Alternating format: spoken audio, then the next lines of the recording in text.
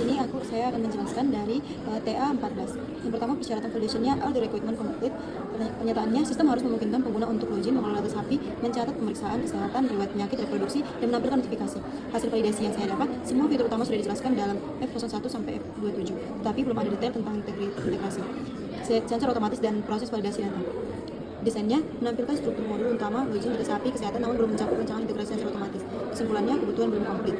Selanjutnya ada other requirement konsisten. Pernyataan yang saya dapat adalah tidak ada pertentangan antara kebutuhan setiap fitur dijelaskan dengan format dan urutan yang seragam.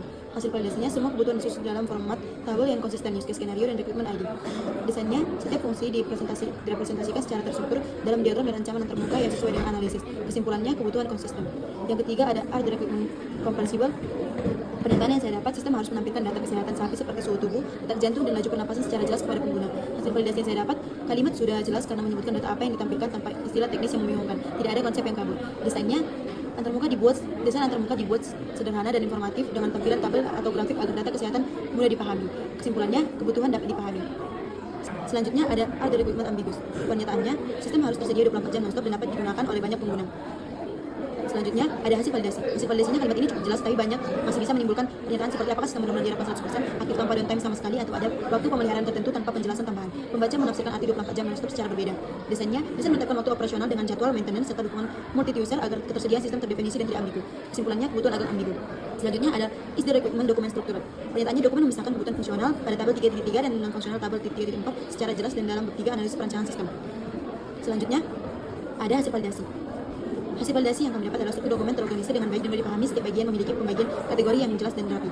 Desain yang saya dapat, desain disusun secara sistematis dan selaras dengan struktur dokumen kebutuhan agar setiap fungsi sistem mudah ditelusuri. Kesimpulannya, dokumen terstruktur dengan baik. Selanjutnya ada other requirement ratio. Pernyataan yang saya dapat adalah setiap kebutuhan fungsional dan non-fungsional memiliki kode unik seperti F01 sampai F27 dan NF01 sampai NF03 pada tabel 3.3 dan 3.4.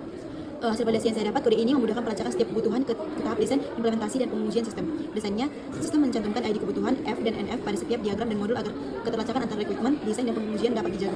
Kesimpulannya, kebutuhan dapat ditelusuri. Selanjutnya ada the requirement dokumen. Pernyataan yang saya dapat, dokumen kebutuhan sistem. Hasil validasinya, penulisan dan struktur dokumen mengikuti standar. Desain sistem dibuat mengikuti standar pemodelan perangkat lunak menggunakan diagram UML, use case, activity, dan kelas diagram, serta konsisten dengan format SRS agar sesuai dengan pedoman IEE 830. Kesimpulannya, dokumen memenuhi standar. Selanjutnya ada conform to defined standard. Disusun dengan format baku yang mencakup identifikasi SRS ID, deskripsi fungsi, serta pemisahan kebutuhan fungsional dan non-fungsional.